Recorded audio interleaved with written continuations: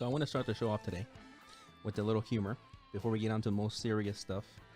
And that is here, let me show you kind of what happened last night when our dear president here in the United States gave his first address to Congress. Okay, much like good old Ted here. Good old Ted, man. Good old Ted's like herpes. He just keeps giving. This is how America felt last night, for the most part. You don't even need to play the video. The thumbnail was enough. Oh, ads and Oh, ads, it's an ad. man. God, they got us. Nope. They got us. Asparagus, Hold on. oatmeal, or chicken. I'll give you the answer. We can actually, if you actually want to solve a problem, I've sent a bill to take a close look at it. We also have to get at the root problem of why people are fleeing, particularly to our southern border from Guatemala, Honduras, and El Salvador. Oh, God, man. You know, Ted needs to watch his cholesterol. I can guarantee you that's what it is. Look at that right there, man. I've sent a bill to take a close look at it. We also have to get at the root problem of why people are fleeing, particularly. My tia has the same problem, dude. And we know it's a cholesterol.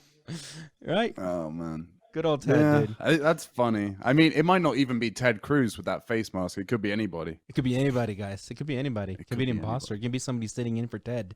But you know, Exactly. that is out of the address there that Biden gave last night, and you know he touched on a lot of topics. One of them, as you guys can see there clearly, is that for the first time in history, we have 2 women. Right now, you can see this. Is it positive or a negative? In the sense that, and by the way, some people are already seeing like that.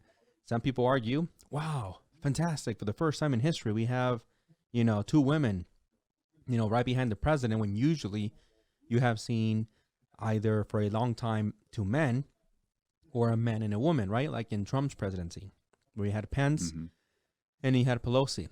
Now we have 2 women. We have, the vice president, and we have obviously Nancy Pelosi.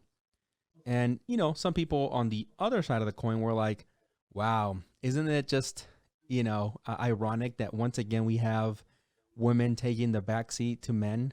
When are we going to have it the other way around? So depending on where you are, you either saw it as a great historic moment, or if you want to say you're more pessimistic, you saw it as ironic, right? That you have, again, 2 women taking the backseat. How do you see it?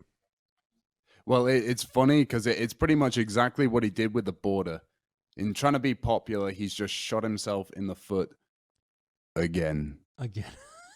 And again. And Again. it's like it's the same thing. It's just he's just shot himself just by trying to be a gentleman, which now, by the way, if you aren't watching or listening, if you use the word gentleman, that is a triggering word, so be careful with that. That is an archaic system that should no longer exist.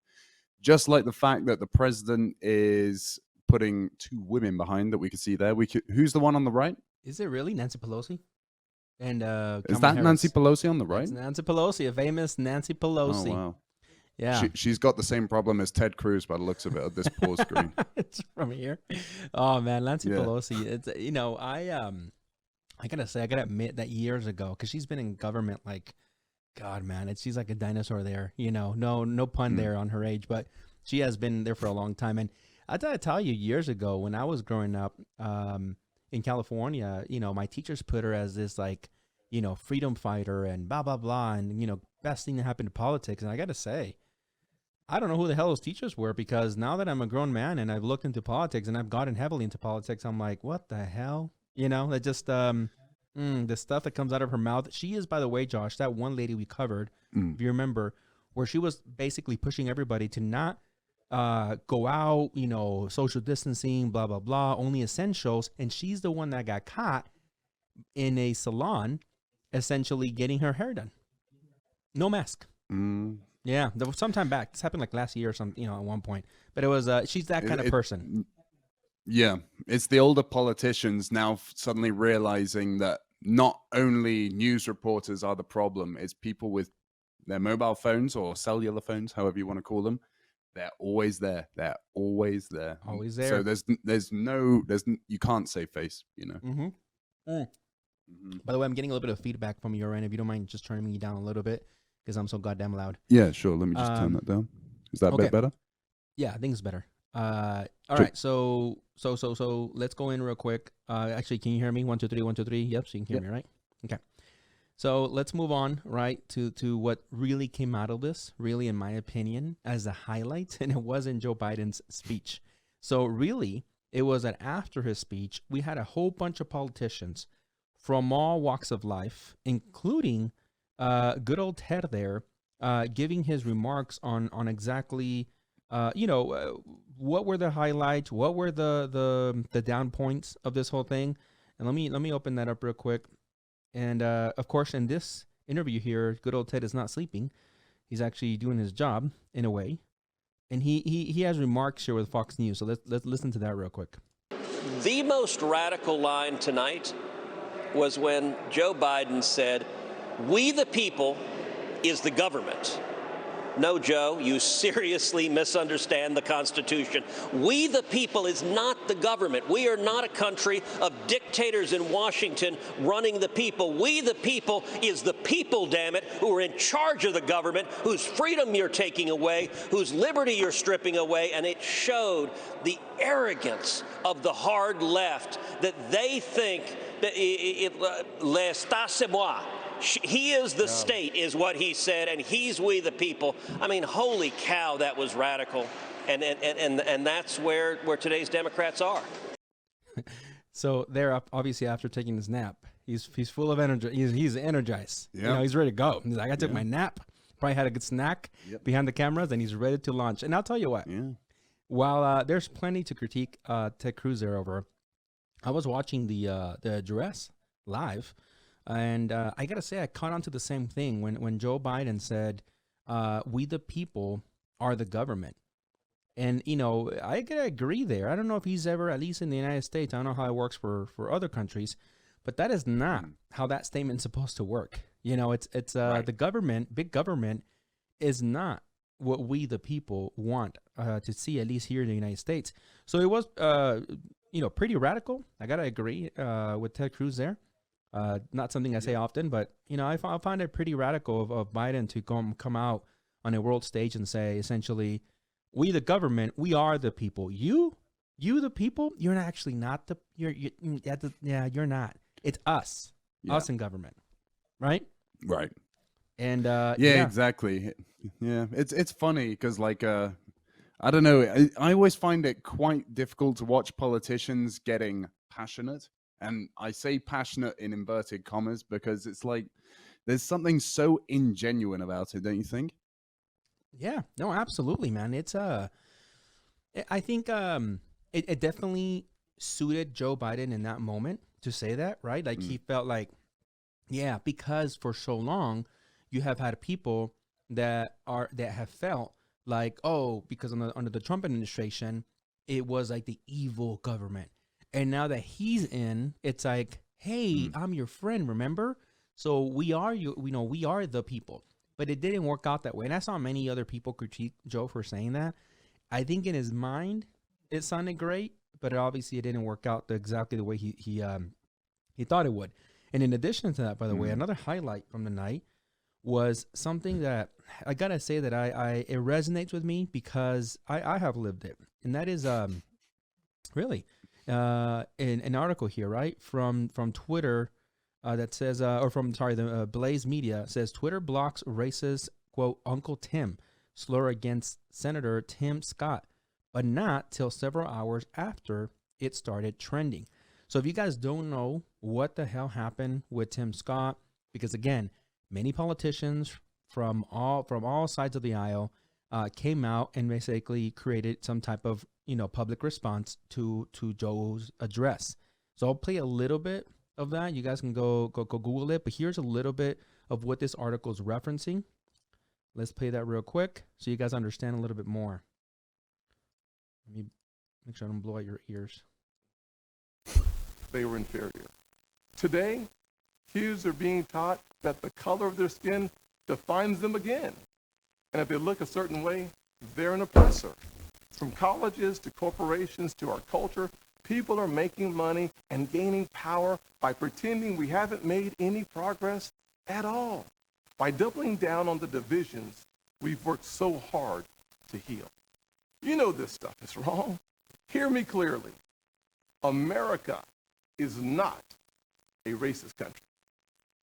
It's backwards to fight discrimination with different types of discrimination. So again, it's very long. I don't want to play the whole damn thing here, but that is something that resonates with me because even before he said that, by the way, at the beginning of his speech, he said, "Hey, I am someone that has kind of like seen and experienced, right, racism firsthand, right?" In the same article, they go on to describe that Tim here has been called, by the way, things like Uncle Tom. And if you guys don't know what that means, for those of you guys listening outside of the U.S., that is a racial slur. Not as bad as saying the N-word, but it's up there among that to tell that to a black individual, right? Saying, "Oh, you're with the whites," right? Which I'm tired of hearing, but that is essentially what they're saying with that. And he has said that on the article here. It says, or use slurs like the N-word to attack him. He said, "I have experienced the pain of discrimination. I know what it feels like to be pulled over for no reason, to be followed around a store while I am shopping," right? So it's not like he hasn't experienced racism himself. But even with all that said, and I've said this before about myself, he doesn't believe the U.S. is a racist country, and neither do I. There are racist, idiot, stupid individuals in this country. Yes, absolutely.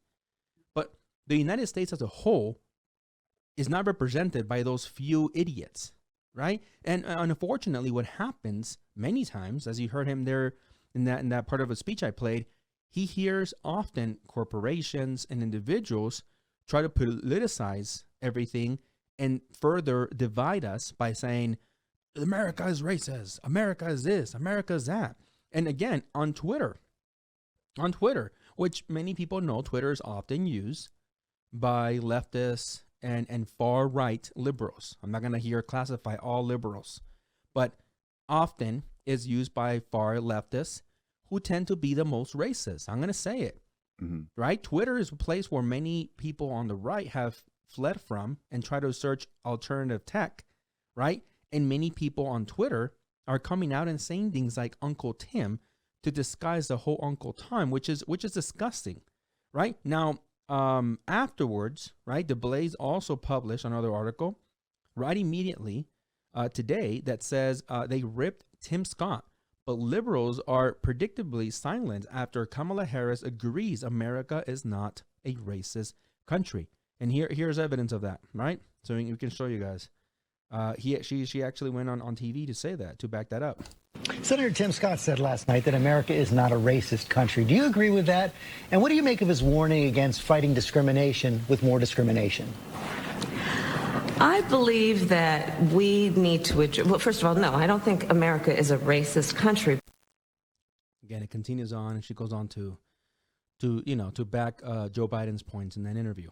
And then that's when, obviously, once you have now someone, quote, on the left, like Kamala Harris, the VP, come on and essentially back someone on the right, then people back up like, oh, all right, Kamala said it's not, so let's back up, right? And it's quite frankly, it's disgusting, because anybody, most people, I would argue, that has ever sat and argued and said, oh, America is a racist country, racism, are saying it, they don't understand that they're saying it from a pedestal.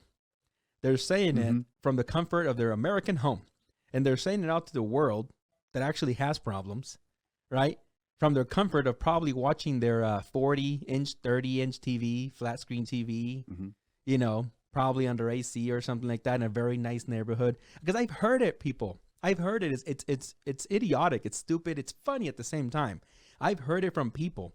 He leaves nasty comments about how racist the world is. And then you gotta do a little digging, just a little digging into their social media profile. And guess what? They have pretty damn good jobs and live in pretty damn good neighborhoods in comparison, by the way, to people with actual problems. Do you know what I mean? Yeah, exactly. I mean, like, racism is always a great way to sell newspapers and news stories and all that kind of thing.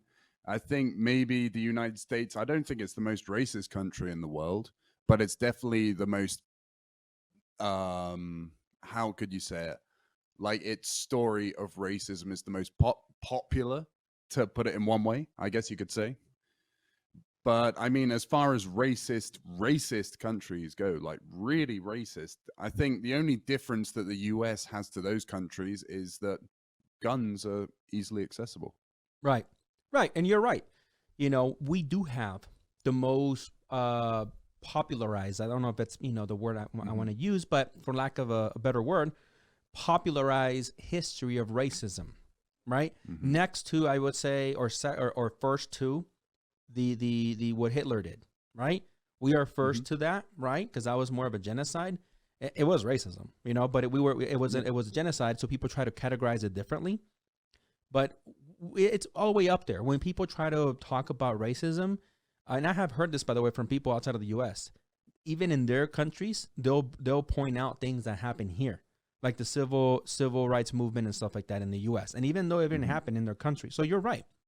It's commonly popularized, but it's not still to this day the most racist country in the world. We've had not only a black president, but many black leaders, right? Great leaders that have amounted to great, fantastic things, right? Most of our media, in fact, nowadays is and again, correct me if I'm wrong here if you want, but very, very motivated to push anything that's not white, which I don't necessarily agree.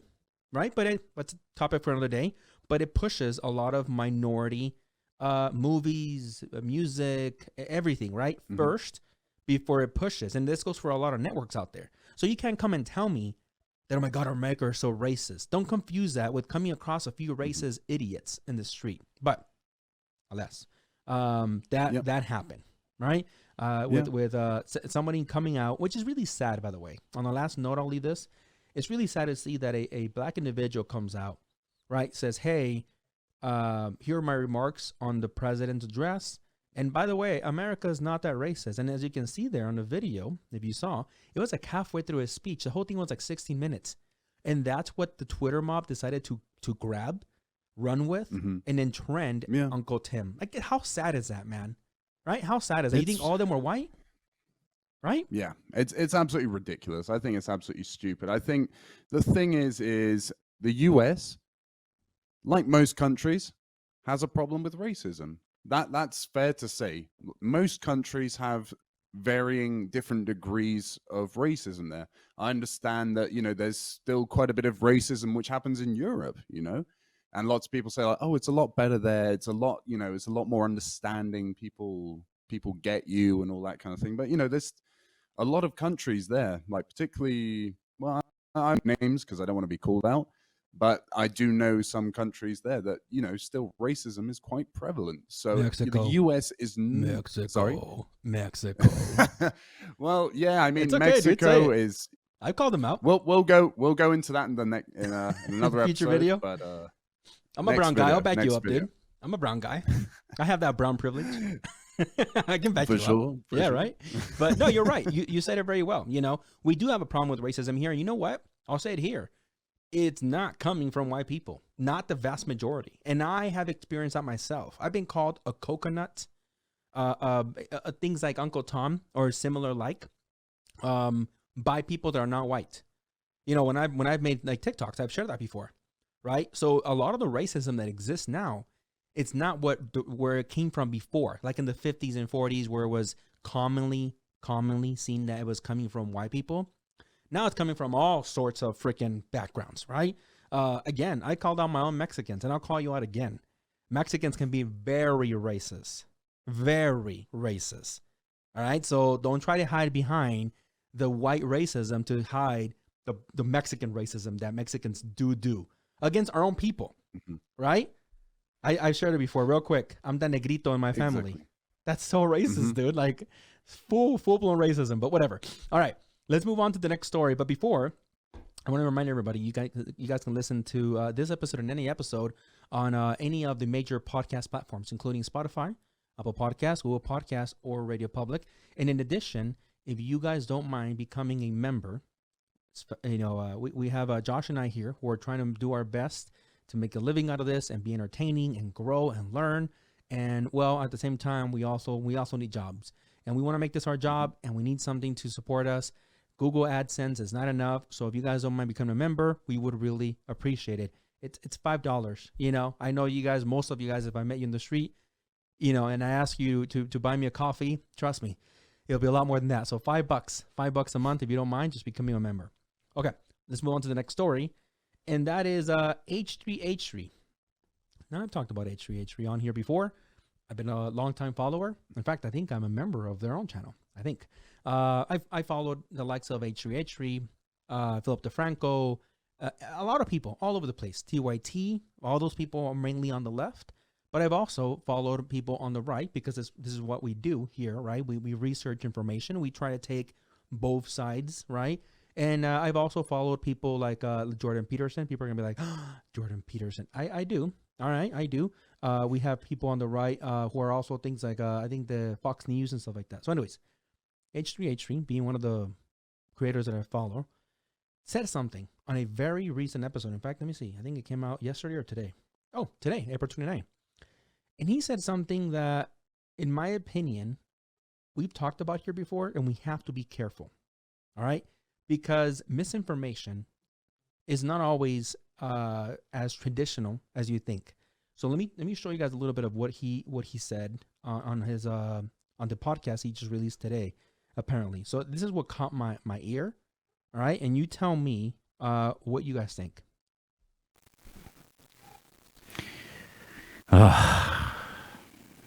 Yeah, and Joe Rogan's back at it, Been shitting on Joe here a little bit. Joe Rogan. But, again, this is the kind of shit that's just not acceptable in my opinion. And people say, do you think it's safe to get vaccinated? I've said, yeah, I think for the most part it's safe to get vaccinated. I do. But if you're like 21 years old and you say to me, should I get vaccinated? I go, no. Yeah. Why? I love how his guess is like, yeah. Yeah, why? He just said it's safe. Joe Rogan will never... I feel like so many people are trying to explain to him like this simple fucking piece of information that he continues to ignore. Years old and you say to me, should I get vaccinated? I go, no. Yeah. No. The way he says it too, like, no. Hold on, I gotta critique him. I don't know that he'll ever watch this, H3H3, but H3H3, Ethan specifically, dude, calm down with calling people out with how they talk. Like this guy, by the way, Ethan Klein, again, love the podcast. It's very entertaining. I'm a super fan of Frenemies, but Ethan is one of the biggest like characters that you'll ever find. Yeah, he'll throw tantrums. He has like this GERD that he calls it. He coughs on the freaking thing. He likes to chew and eat on the microphone. But whatever. I can't stand when people call other people like that when they do the same thing. But whatever. Okay. That is the fucking worst idea. Are you healthy? Are you a healthy person? Like, look, don't do anything stupid, but you should take care of yourself. You should. If you're a healthy person and you're exercising all the time and you're young and you're eating well, and like, I don't think you need to worry about this. Yeah. Okay, Joe. I don't know how many times I need to explain this to you. I'm sure other people are trying to make you understand this too. Okay, so listen the fuck up. Everybody needs to get vaccinated to stop the spread of the virus. Healthy young people get the virus, they are asymptomatic, and they spread it to people who are vulnerable. Right? It's very fucking simple, It seems really simple, yeah. Like, why are we ignoring this simple fucking fact? It's not rocket science. To think, but nothing happens. Okay. So that's pretty much the highlight that I want to show you guys. And this is why. If you guys caught on there, Ethan out of his own mouth says everybody needs to get vaccinated to stop the spread of the virus. And out of the CDC, by the way, all right, CDC themselves, which is the Centers for Disease Control and Prevention, right? Out of their own website, they say things like COVID-19 vaccines are effective. However, a small percentage of people who are fully vaccinated will still get COVID-19 if they are exposed to the virus that causes it. These are called the, quote, vaccine breakthrough cases. This means that while people who have been vaccinated are much less likely to get sick, it may still happen. Experts continue to study how common these cases are. Now, the reason I'm calling out H3 as misinformation is because you have to be careful, man. Like, either present the receipts, as they say nowadays, right? Mm-hmm. Or just say it's your opinion. Like, you have to kind of start with that and say, hey, it's my opinion that blank, right? And to be fair to Joe, by the way, we go real back to another video that I think Joe released the day after or something like that. Joe really never said, okay, yes, and I'm also a follower of Joe. I follow all these major podcasters, right? It's my job. That he was like a no-vaxxer. Okay, this is he tries to correct the record in this later video. I mean, there's some legitimate science behind this. It's not. This is like the thing about this whole thing. This people being upset at me. I didn't say I'm not an anti-vax person. Right. In fact, I said I believe they're safe, and I encourage many people to take them. My parents were vaccinated. I just said I don't think that if you're a young, healthy person that you need it. Their argument was you need it for other people, so you don't transmit the virus. That makes more sense. So but that's a different argument. That's I'm a young, different conversation. not so healthy person. You're not that young. Okay, Joe. Thanks, man. Anyways, okay. So he goes on to talk about, with the other guy that's there, but you hear him there say it one more time, right? For the idiot in the back. And I'm sorry, H3, you're one of those today. Like in the first video, he didn't say it. In the second video, he didn't say it. And you know what the problem is that gets on my effing nerves? Is that, remember Tucker Carlson? Remember that episode we had? Remember not Tucker Carlson? It wasn't Tucker. It was the other guy. Scaramucci or whatever his name is. Remember that guy? That he was like basically out saying like, what was his name? That he was like, if you don't go get it. Scarborough. Thank you. If you don't go get it, you are an idiot. You are like just bullying people. Right. And you've brought up a really good example that you personally know someone that if they were to get a vaccine, right? Maybe not every single vaccine out there, but you have to be very careful with people like that. They could die. Right. So a lot of people, it's that they come out here, they have such influence, right? Like you saw their H3 blowing up and getting all pissed off. Get it. And you have people that are listening to you that maybe will listen to you because maybe they hold you to that such high standards. Maybe they can't think for themselves. And then we'll get the vaccine. Do you want their illnesses? God forbid their deaths on your conscience, right? COVID is not something we cannot push everybody to fix like this. I'm not with the people on the far right, if you want to call them that are like, oh, open everything up. It's a myth, blah, blah, blah. Take the, I think those people are idiots. They're like, let's go back to like partying. And I don't believe in people on the far left, like in this case, H3, that it's like every person should get vaccinated. As you heard it from his mouth. It's like, dude, you have to be responsible. Right? Mm-hmm. Yeah, it is as simple as that, really. I think, it is just as simple as that. It's like when it really frustrates people when you're not with them, but you're not necessarily against them because they don't understand. It's like, wait, you're not with me, but you're not against me either. Like, what the fuck? What? How is this possible? It's like, how can thinking about and then what really annoys them is when you stay calm through the whole situation. When you don't let any of your emotions show. Oh, that's how you annoy people. But I don't know. But yeah. I guess it wouldn't surprise me if H3H3 is actually that particular episode is sponsored by Johnson & Johnson. Nice. Oh, nice, dude. I didn't see that one coming. Very nice. And what did we learn about the Johnson & Johnson? Right? That they had to stop it. But if he would have pushed, by the way, in that episode, funny that you mentioned the Johnson & Johnson, Joe Rogan's, shared an anecdote that he was actually was offered. But Dana White, if you know who Dana White is, he's basically the head of the UFC, right? And he's like, hey, Dana White offered me a vaccine. And that Joe told Dana, like, yeah, I'll take it. Fuck it. Dana told him, hey, by the way, we'll have one on the side for you. And it happened to be the Johnson & Johnson vaccine. And then when he was about to get it, it gets pulled out. So that, of course, that's where you have people like Joe that's like, okay. His comment is like, hey, listen, which I've said this about by myself at least. I can't speak for Josh here, but if you're really, really healthy maybe don't rush to the front of the line. You know, for sure, let people take him. I've said it before. I'm not an anti-vaxxer. Josh, I don't believe you're an anti-vaxxer. You know, but you have to weigh your options here. Like, you guys are trying to fix COVID, a worldwide pandemic, in like 24 months. It's like, okay, we got a vaccine. Órale, vámonos, todos take it. And then when we have after effects and problems, it's like, oopsie, like, okay, this is kind of weird now. This didn't age well, right? It's like, dude, we have to kind of breathe together, let some people take it, right? And then slowly trail everybody in, right? As many as we can.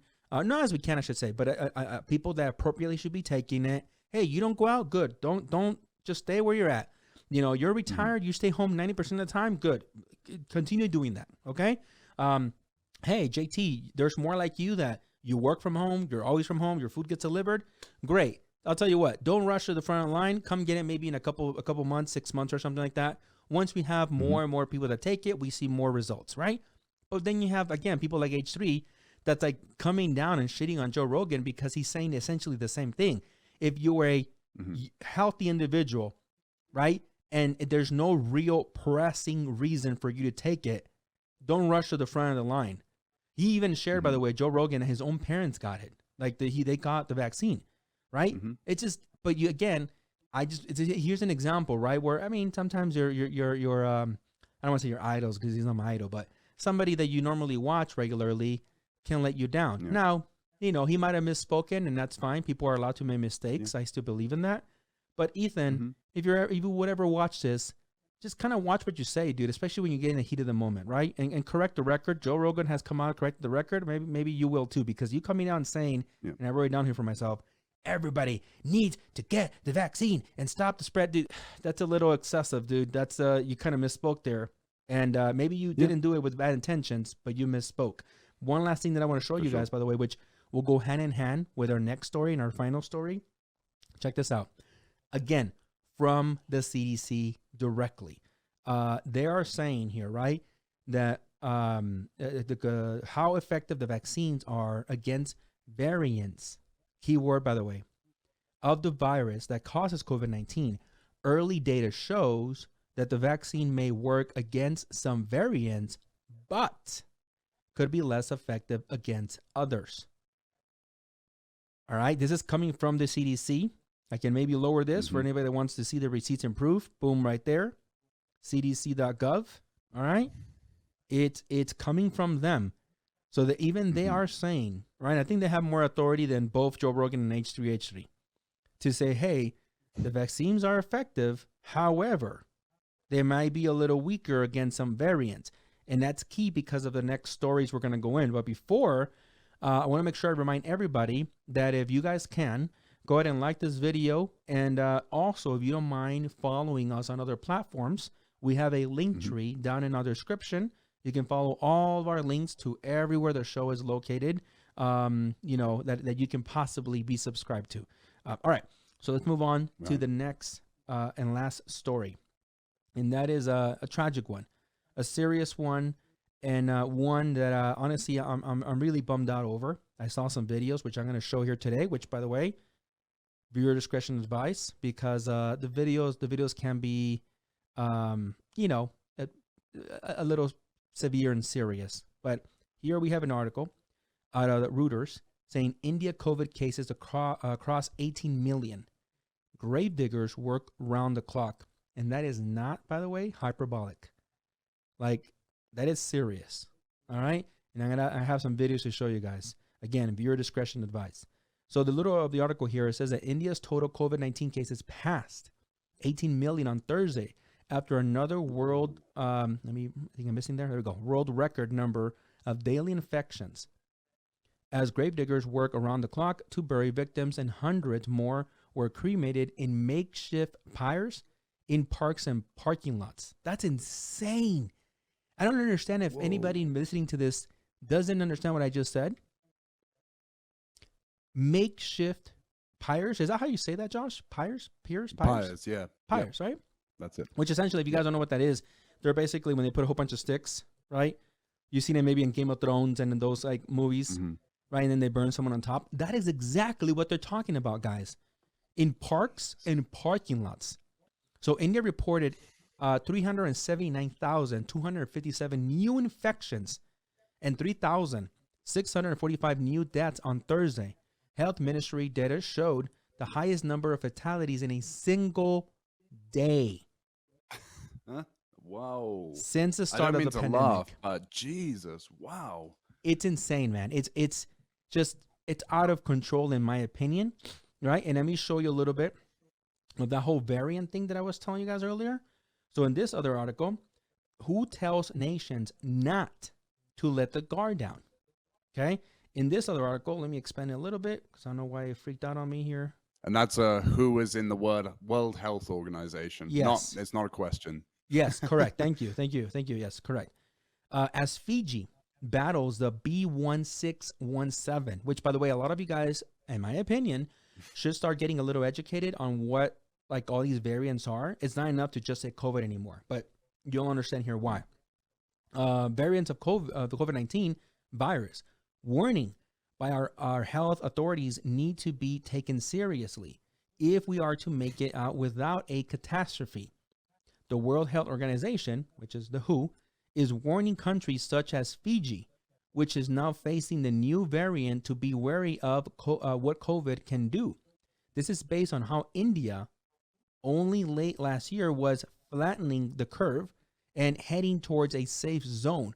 But as of today, has over 200,000 deaths, and new record of 379,459 new cases in the last 24 hours. So the following videos, again, I cannot say it enough because I know some people are kind of sensitive to images and stuff like that. Viewer discretion. So let's go into the first video real quick. Coming here out of Twitter, the AFP news agency.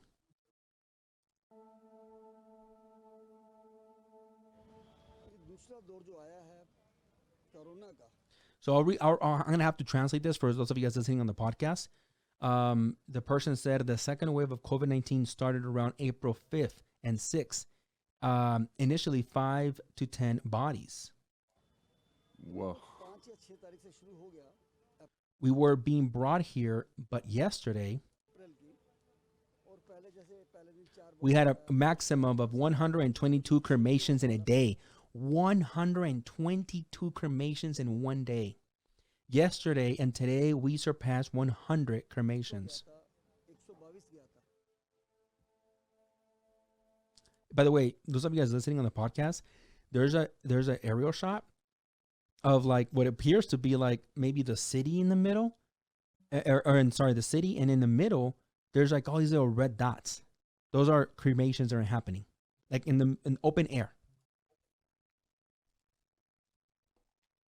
Oh, come on.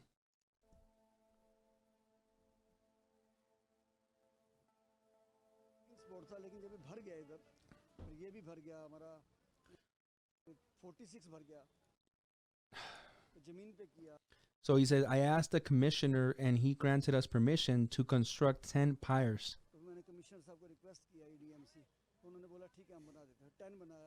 Then 20, then 40. Right now we have space for 100 pyres, and if we get more bodies, then we will cremate on the road.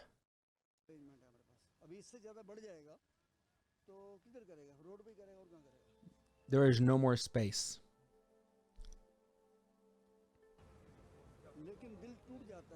My heart breaks, my heart cries when I see poor people mourning the death.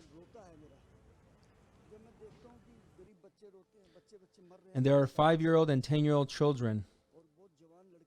When I see young brides losing their husbands, it breaks my heart and we shed tears. And we wonder what is happening in Delhi. We never thought that we would see such horrible scene.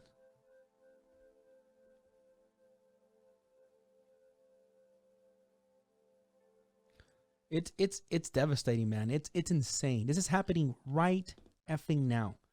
Like, this is not a news from like 2 weeks ago, or not that it would really matter. I mean, it's still devastating, but you know, this is fresh. This is happening right now, right?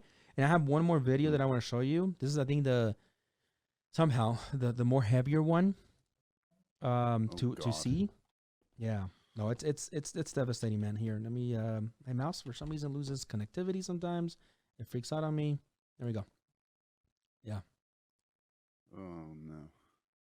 Yeah.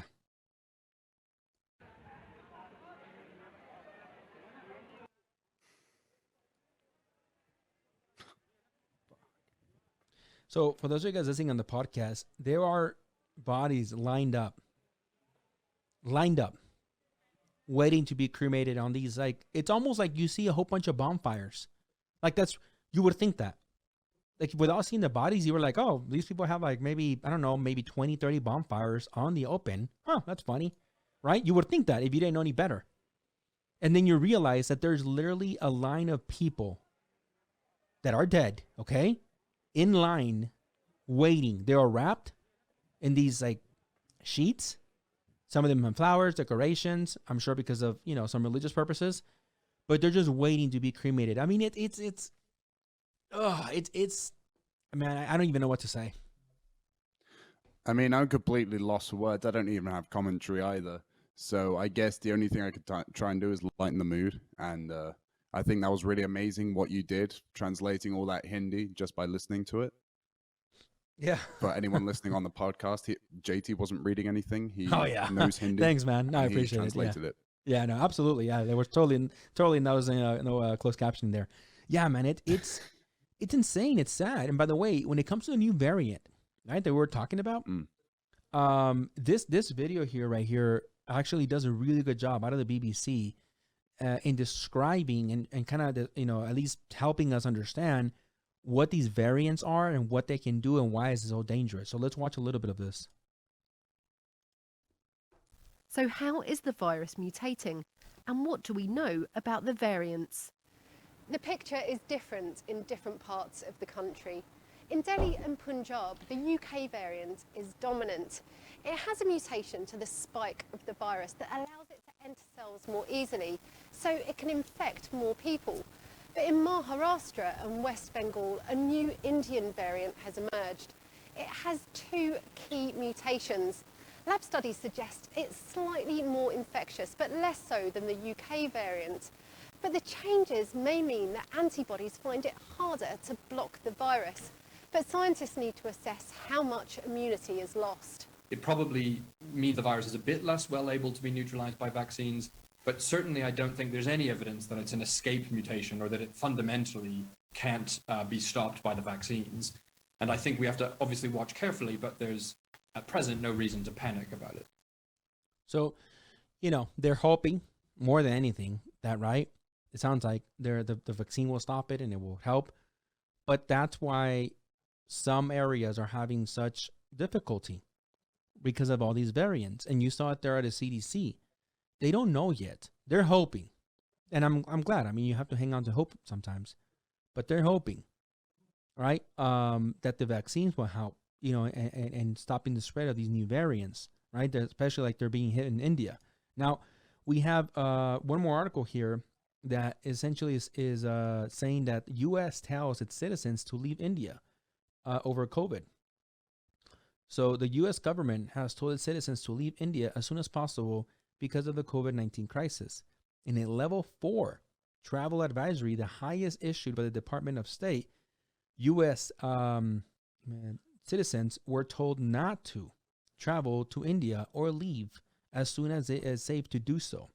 There are 14 direct daily flights between India and the U.S. and other services that connect through Europe, the department said.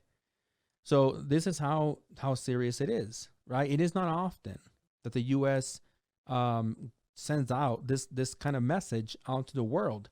And if, by the way, you're wondering like, well, how the hell did it get so bad? You have articles like this right here who are saying that the problem, at least in their opinion, is the I'm not sure what you call it there, the PM. I know that it's called president there in India. But prime minister, I think it is. It's prime minister, right? Now, I unfortunately, looking at this website, it doesn't look like they have really good development, but here it is. So this is what the powers look like, by the way, guys. Like, it's beyond insane. Beyond insane. French newspaper blames Modi's arrogance for COVID resurgence. So the article goes on to say that for a while there, India felt like they were in the clear. Like there were even celebrations and stuff like that. And a lot of restrictions were basically eased. And they're blaming some of that because the person they're in charge, Modi, kind of, supported this concept that, hey, we can relax, chill, we're fine. And then you have these variants that popped up and essentially wreak havoc in their country, which is, it's really sad now that you guys have seen some of those videos. But yeah, man, I mean, this is why I tell people, right? And that goes back to our middle article there. We cannot be too extreme to either side. We cannot be of no more masks, screw vaccines, go back to partying. That is not smart. But also, we cannot go to vaccinate every person immediately like that, because we covered so many articles where we're not ready there yet. We're not ready to get every single individual vaccinated. So it's the reality is that this is somewhere in the middle. Some people may not want to accept this. Some people may not want to agree with this. And that's fine. That is your prerogative.